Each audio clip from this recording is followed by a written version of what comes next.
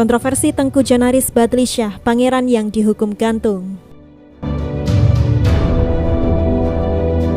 Kasus Rolex yang telah terkubur selama 26 tahun diterbitkan kembali oleh Surat Kabar Harian Nasional Singapura sebagai salah satu dari 25 kejahatan terbesar yang mengejutkan negara itu sejak kemerdekaannya.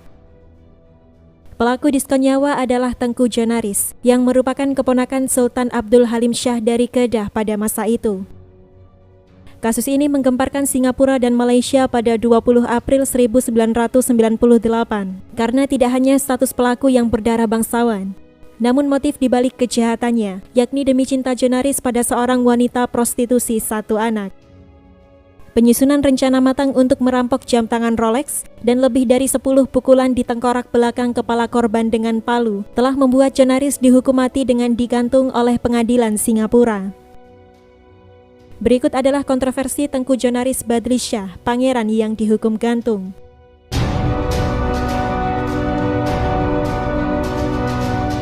Tengku Jonaris Badlisyah lahir pada 1975 sebagai putra Tengku Abdul Hamitani dan Elizabeth Sy, seorang wanita berkewarganegaraan Singapura. Ayahnya adalah saudara beda ibu Sultan Abdul Halim Shah dari Kedah pada masa itu, dan dia juga adik kandung Sultan Salehuddin, Sultan Kedah saat ini. Tengku Abdul Hamitani terlahir dari istri kedua Sultan Badlisyah, yakni Sultanah Asma, dan dia telah menjabat sebagai Tunku Bendahara Kedah pada 2017. Jonaris berusia 1 tahun saat ibunya baru saja melahirkan adik laki-lakinya, namun kedua orang tuanya justru bercerai. Elizabeth pulang kembali ke Singapura untuk mengasuh Jonaris dan bayinya di sana. Beberapa waktu kemudian Elizabeth bertemu dengan Robert Sy dan memutuskan untuk menikah lagi. Elizabeth melahirkan 2 anak Robert dan keluarga itu tinggal di kawasan rumah elit yang mahal di Singapura. Selain itu, Jonaris dan adiknya tidak diakui anak oleh ibunya, sehingga tetangga dan teman dekat mengira kalau mereka adalah keponakan Elizabeth, karena Elizabeth sendirilah yang membuat pernyataan seperti itu. Jonaris dan adiknya juga disuruh ibunya untuk menjawab jika mereka adalah keponakannya, seandainya ada orang lain yang bertanya. Karena ayah tirinya Robert tidak menyukai putra-putra Elizabeth dari pernikahan sebelumnya, Elizabeth tidak terlalu memperhatikan Jonaris dan adiknya.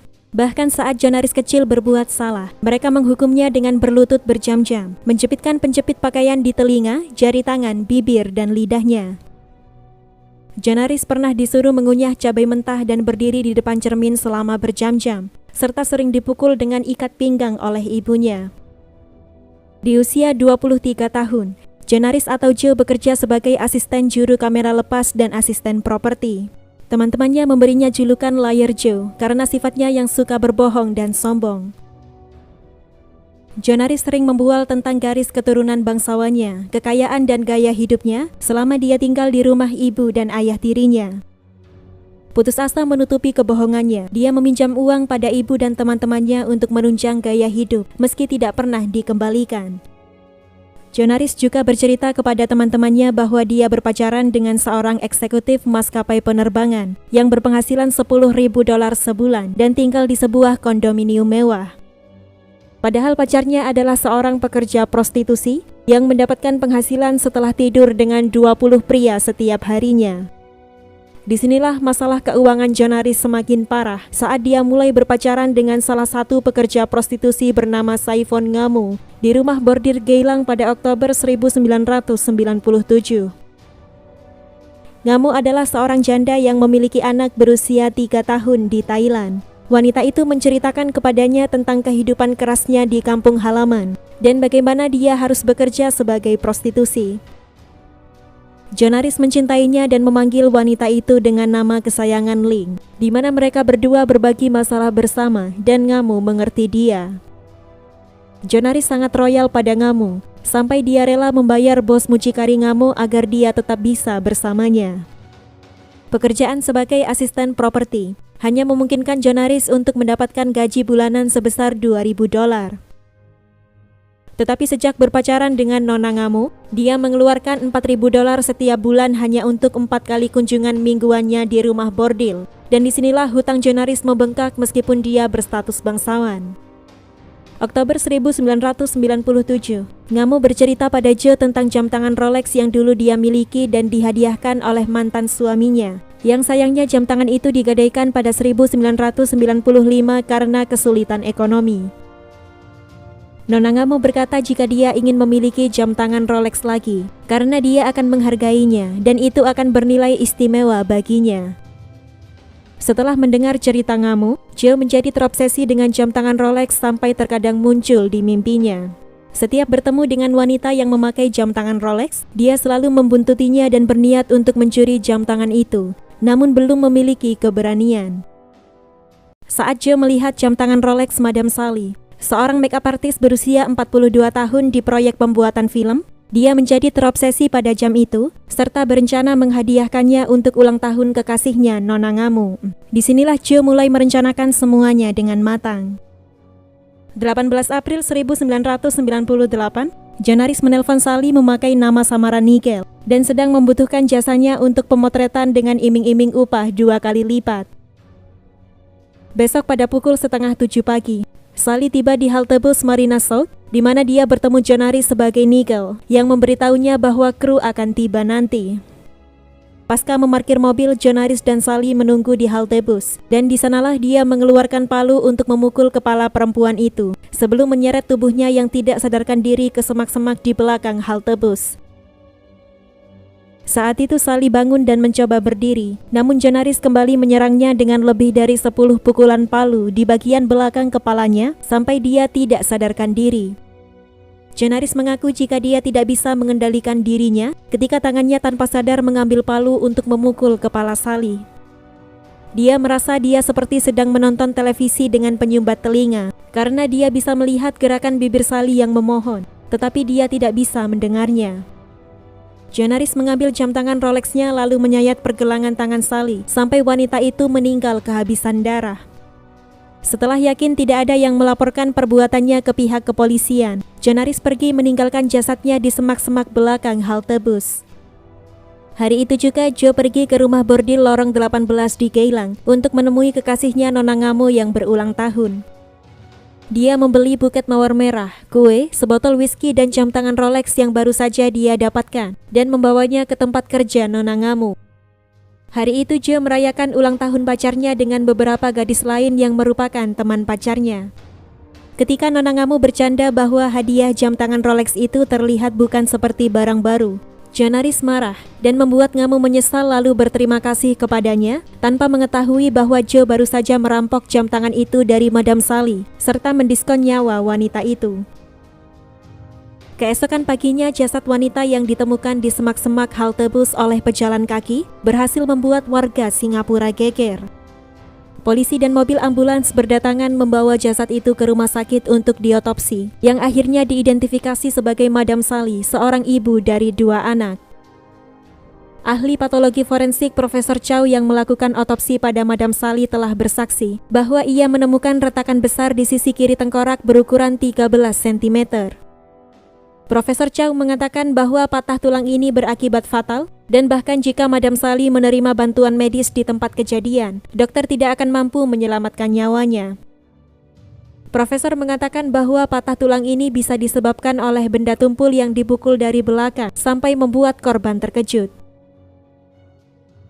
Profesor Chow juga menemukan luka sayatan di pergelangan tangannya yang dilakukan untuk memastikan bahwa Sally akan meninggal jika seandainya patah tengkorak tidak cukup untuk membuatnya mati. Meski faktanya dia sudah meninggal saat pergelangan tangannya disayat oleh Jonaris.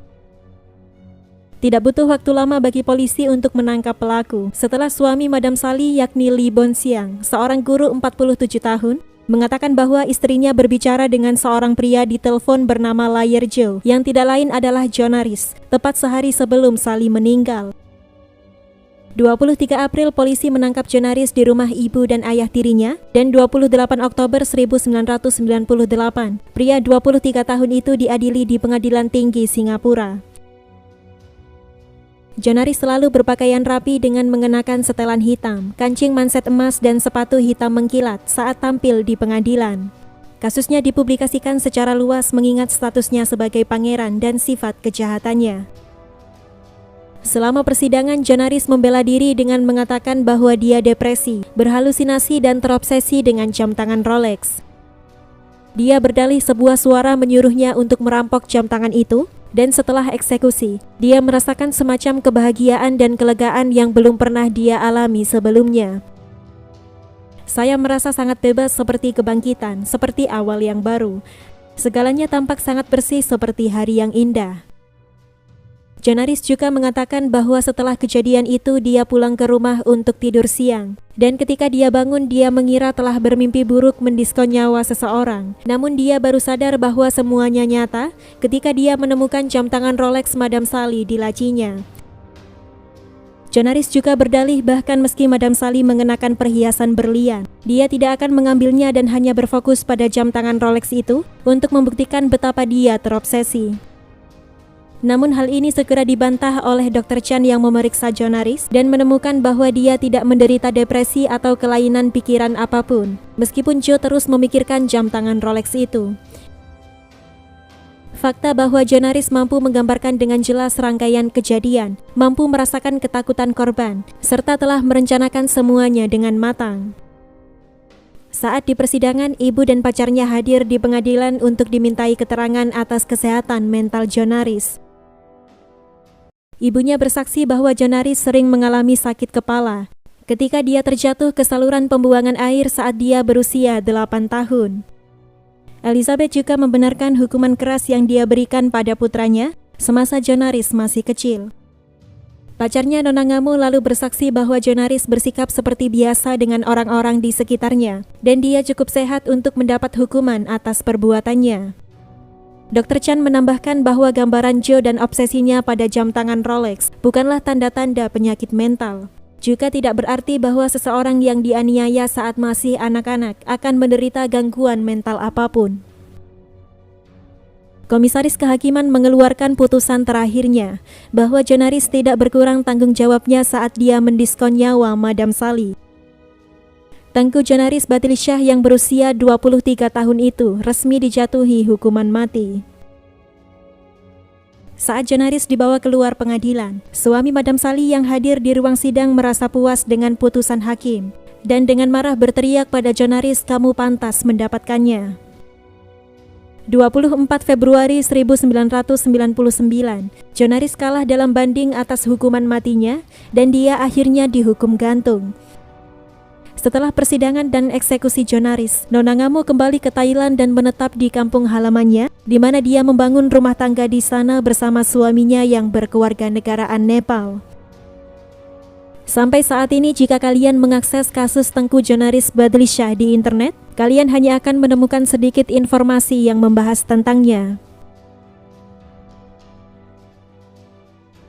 Terima kasih sudah menonton video ini dari awal sampai akhir. Jika kalian suka dengan video ini, jangan lupa klik tombol subscribe, like, komen, dan share agar channel ini bisa berkembang untuk memberi informasi seputar sejarah dunia. Sampai jumpa di video selanjutnya.